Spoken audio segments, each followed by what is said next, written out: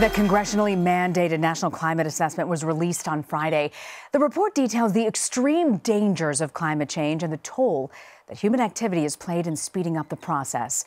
Joining us now from Washington is co-author of the 2018 National Assessment and Distinguished Fellow at the World Resources Institute, Andrew Light. So, Andrew, let's start with the big picture. What are really the main takeaways from this report?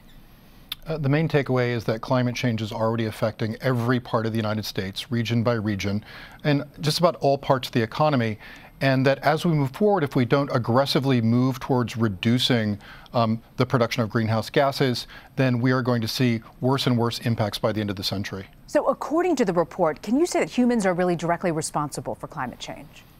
Yes, absolutely, authoritatively. There is absolutely no doubt that humans are the ones that are causing climate change. We're seeing spikes in the production of greenhouse gases that are leading to temperature increases that we have not seen for hundreds of thousands of years at this point.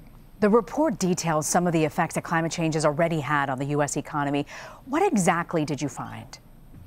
Well, what we did is to look at, first of all, one half of it is on what's going on right now. We're seeing increase in threats to infrastructure. We're seeing things like, $200 billion bills for extreme weather events over the past several years.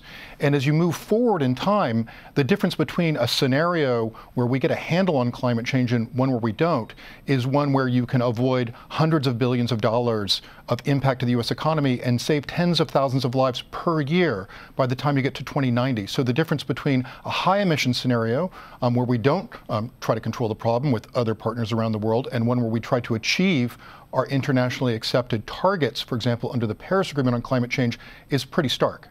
So what would you say when you look at the industries that are really being impacted the most by the increased frequency of extreme weather? What would those be?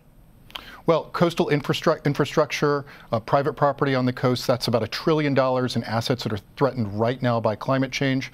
We're already seeing impacts to the agricultural sector and projected spikes in temperature, especially in the Midwest, the breadbasket of the United States, and the impacts that could happen there. You're seeing impacts in the tourism economy, ski resorts, things like this. And you're also seeing deleterious effects on the healthcare system, stresses to the healthcare system because of increases in diseases that are driven in part by climate change. When you mention the healthcare system, when you look at people's well-being and their own personal health of the American people, what dangers could we face with these shifting climate changes? The health coach chapter is excellent, and it goes through and demonstrates step by step how we're already seeing increases in foodborne, waterborne, and vector diseases because of increases in temperature and the spread of insects and other things that cause diseases. And then again, as you move out into the future, unless we begin to lower emissions, then you're going to see more of that. The Trump administration dismissed the report as saying it's solely based on really extreme climate change scenarios. Is that true? No, it's not true, not at all. First of all, again, half the report is just observations of what's happening right now in the United States, and we know that we're seeing impacts now that are deleterious to the economy and are hurting Americans. You look at moving out to the future, you've got an administration that has already said that they want to pull back on their contribution to reducing global emissions.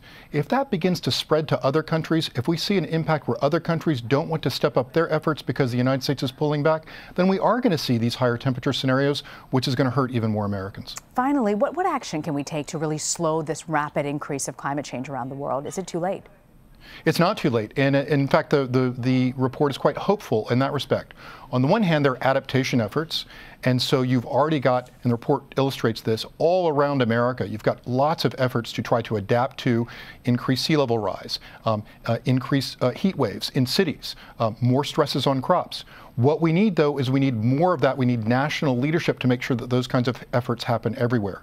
And while the report doesn't offer policy prescriptions on what we need to do to stop increasing temperatures by producing greenhouse gases, the implications of the report are absolutely clear. That we need to move forward aggressively with more efforts to switch to clean energy, to stop producing the pollution that's causing climate change. We aren't seeing that at the national level right now, but we are seeing that leadership from governors, from mayors, from business leaders who all together are still trying to move the United States forward to cooperate with other countries to reduce emissions, which are the underlying cause of the problem. Andrew Light, thank you for joining us. Thank you.